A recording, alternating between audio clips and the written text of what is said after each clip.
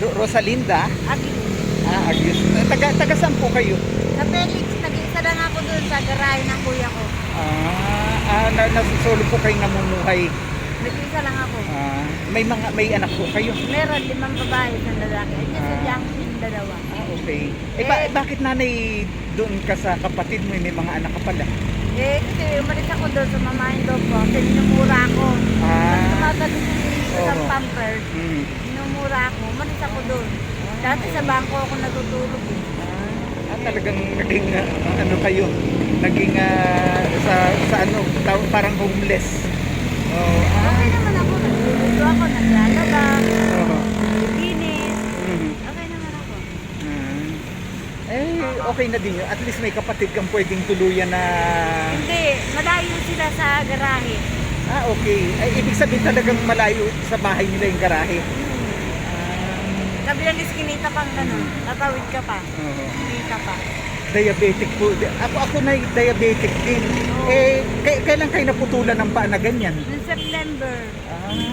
Yan ang tinatawag na diabetic na gangrene. Ang tawag. Malabo yung mata ko. Oo, pag tumataas. Di may maintenance po kayo. Oo, tsaka inutusukan ako ng insulin. May insulin na kayo. Nag-iilan po ang sugar ninyo minsan?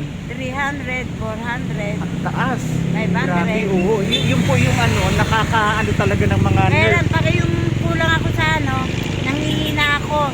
Diba, mababa ang diabetes ko. Ang Ininom ako sugar. ng coke kung ininom ko. Oo, yun. Dapat meron po kayong baon ng araw-araw na pampataas. Kasi kung tutuusin ang ating blood sugar, abnormal na. Oo. Posibleng bumagsak, posibleng Minsan tumaas. 75, minsan 75 lang. Oo, yun, mahirap yun. Kasi, Pero wala na akong nararamdaman. ganun naman po talaga. Ako nga minsan nagti-300, wala akong nararamdaman. Oo, tumataas din ako. Kaya lang talagang ang ginagawa ko, ako lakad ng lakad. Yun. Kaya medyo naano din yung sugar sa Mainom katawan. ako ng serpentina, binababad ko Oo. sa tubig. Mas okay din po yun, yung mga herbal. Oo. Kasi mga synthetic na gamot sa atin, hindi maganda ang resulta sa katawan. Oo. Talagang may side effect. Oo. Kaya yan. Bali, ilang taon na po kayong may diabetes? Isang taon pa lang. Noong September lang ako naputulan.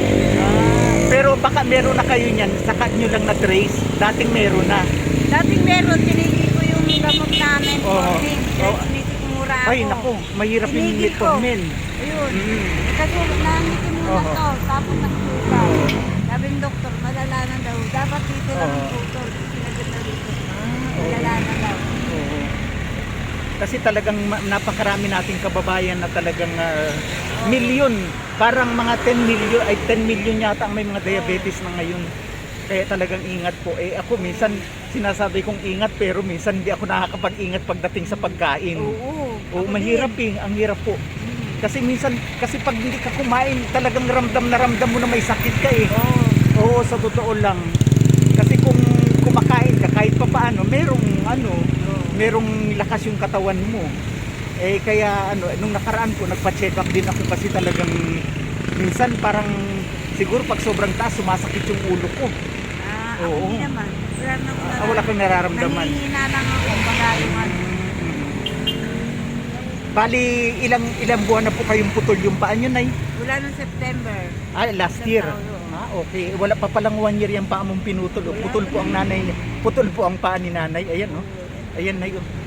Ayan, pinutol. Diyos ko. Ang hirap talaga ng diabetes. Natatahiin. Pag tinahi, natatanggalin yung tahi. Pero masakit nung naputulan ako, hindi ko naramdaman. Ang masakit pag nililingin. Tonrok sa suka. Ang panlinis.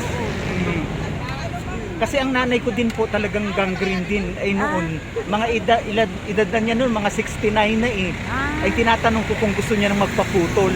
Ayaw na niya kasi siguro baka hindi na rin kaya ng katawan. Namatay po yung nanay ko magsi-70. Oo. Bata pa din kahit medyo marami pang magagawa sa buhay. Hindi po nagpaputol Ito dito nga lang lumala na nga daw yun. Ay nabot na rito. Oo. Ay iyan kabilang paa mo na yan, medyo okay pa naman. Oo. Naanag ako ng katyali. Sa ating nagsusugat. O yun nga, kasi pag mataas yung sugar mo, talagang kusang nagkakaroon ng sugat. Yan ang ginagamot ko kahit Oo. na. Ayan, oo. Ayan, ito po si, ano pong pangalan niyo ulit, Nay? Rosalinda at Ayan, si Nanay Rosalinda. Sana po yung makakapanood nito medyo ano, kasi po, Nay, ano yung mga maintenance mo dyan? At Ano? baka mabigyan tayo ay, ng... hindi ko dala. Hindi mo dala yung mga Oo. panggamot mo. Minom na kasi kararan ko, minom na ako ng gamot. Benformin, tsaka Oo. atorvastatin, Mm. tsaka yun sa paka nakalimutan ko Oo. pangalan. Mm. Mm. Ayun, kasi kami po may charity. Ah, May charity kami, baka sakaling mailapit po ito sa charity namin.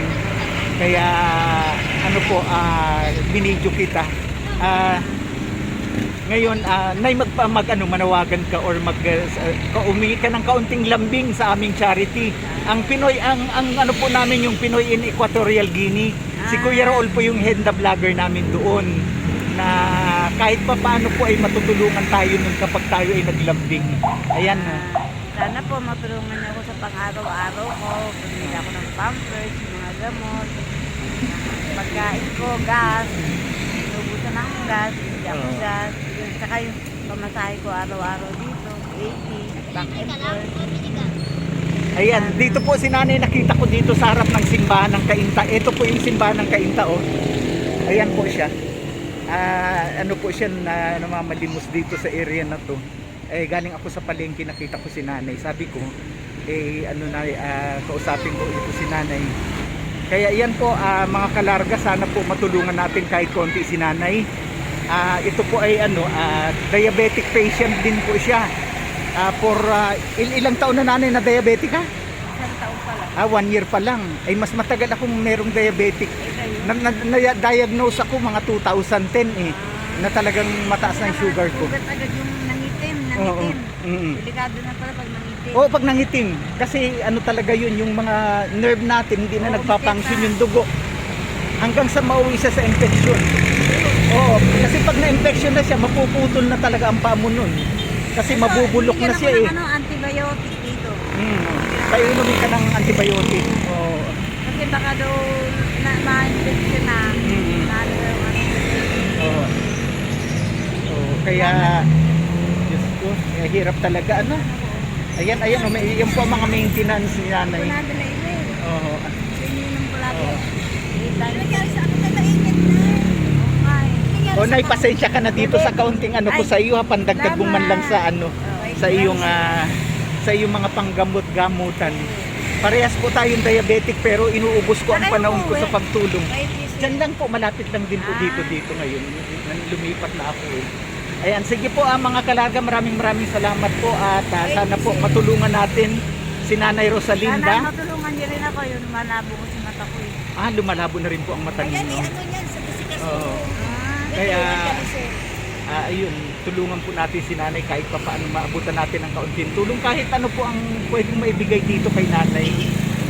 Pero mostly kailangan talaga yung medication kasi continuous ang kanyang maintenance. Ayan. Yan po si Nanay Rosalinda at maraming salamat po sa inyo at hindi na ako magpapakita, kagigising ko lang. Maraming salamat po.